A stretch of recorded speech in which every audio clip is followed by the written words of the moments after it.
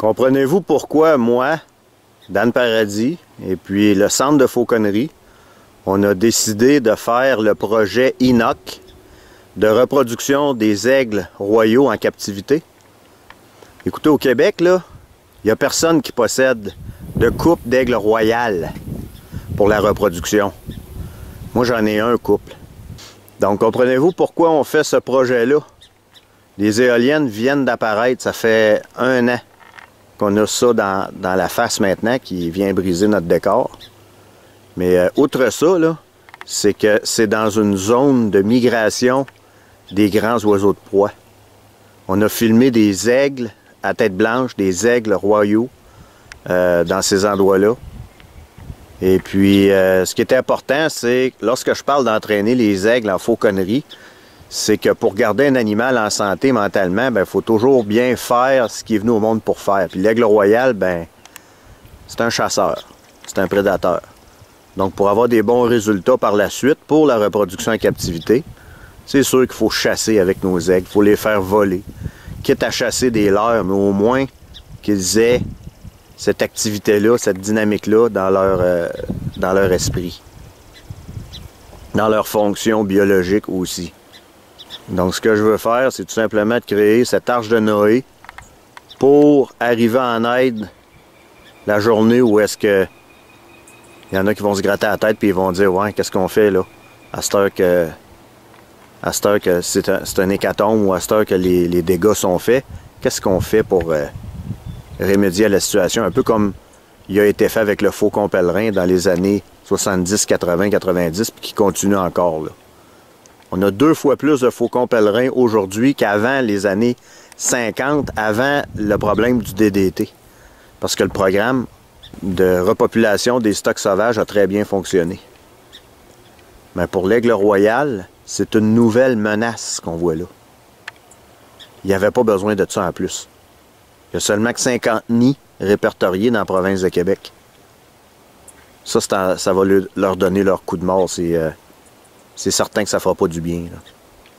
Il y a le trapage. Le trapage, c'est dévastateur aussi. C'est sûr qu'il y a des techniques pour camoufler les appâts du haut des airs, mais quand même, il y a encore des aigles à tête blanche, aigles royales qui se font attraper d'un piège pareil, d'un collet, dans les pièges à pattes, pour les coyotes, les loups.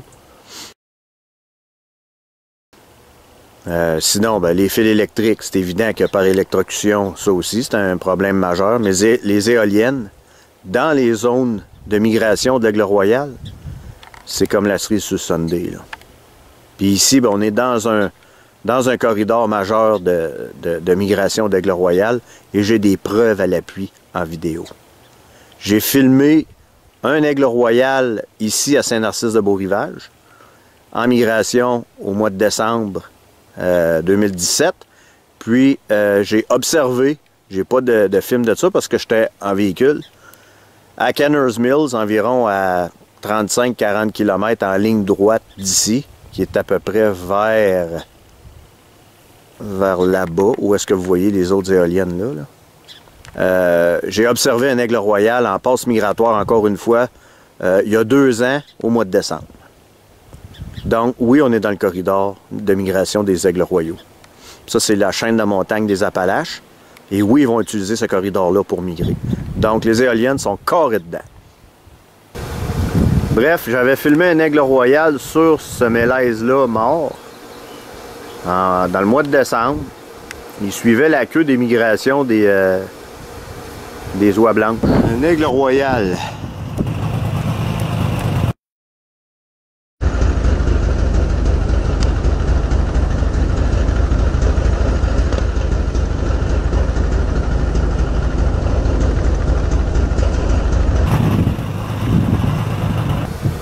Puis c'est un corridor, c'est pas la première année que je filme des aigles royaux ici, là. Puis dans leur corridor de migration, c'est ça qu'ils rencontrent.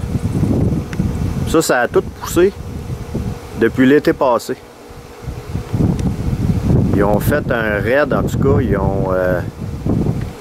ils ont planté une vingtaine, si c'est pas plus, ça doit être une trentaine d'éoliennes. Ce que vous voyez là-bas, c'est le Mont Radar de Saint-Sylvestre. une ancienne base militaire de l'Air Force, l'armée de l'air canadienne, là, dans le temps de la guerre froide, après la Deuxième Guerre mondiale. Bref, le danger qui est devant nous, c'est au printemps et à l'automne, lors des migrations, des aigles, des faucons. Les oiseaux vont se percuter après les éoliennes, soit de jour, soit de nuit. Puis, c'est sûr qu'il y a beaucoup d'autres espèces, mais là, on parle des espèces vulnérables ou précaires, là. Comme l'aigle royal au Québec. Écoutez, il y a un qui à peu près, il y a environ 50 nids, là. Donc, ils sont très vulnérables, là. De toute façon, ils ont le statut de vulnérables au Québec. Donc, c'est pour ça aussi qu'on est allé de l'avant avec le projet Enoch pour la reproduction en captivité de l'aigle royal, dans le but éventuellement de faire quelque chose avec ça. Parce que c'est sûr qu'il va y avoir des hécatombes. Il va y avoir des problèmes. C'est une nouvelle menace. Ça fait rien que commencer. Puis les études, on peut croire qu'ils sont biaisées. Pas croire que c'est complètement honnête, là. Hein? C'est comme le reste.